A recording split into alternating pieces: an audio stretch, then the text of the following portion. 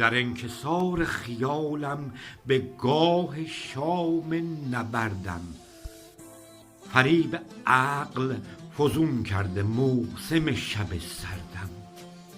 بهانه های تو در غارت خیال فزاید، چه عایدت شود از زخم جان به گاه نبردم.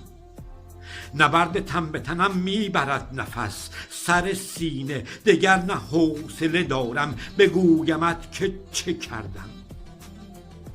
چو خسته حال و خرابم ز گاه رزم شبانه، بشیر خواهمت از معجزات بوسه به هر دم. بشارتی که ندارد مرا خیال رهایی، گشوده پهنه اعجاز خود به صورت زردم. تمام درد محیطم مقام عشق مریدم، فطانت تو چه دارم چو غرق ماتم و دردم. چو دیده دیده تو را در خیال یار گزیده، گزیده لب ز دو دیده رهم ز مردم مردم.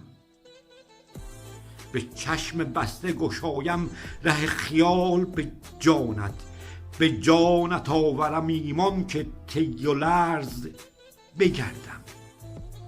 چنان که گشتم و دانی حضور دایره دل، دگر نه باد و نه طوفان نمیرسند به گردم.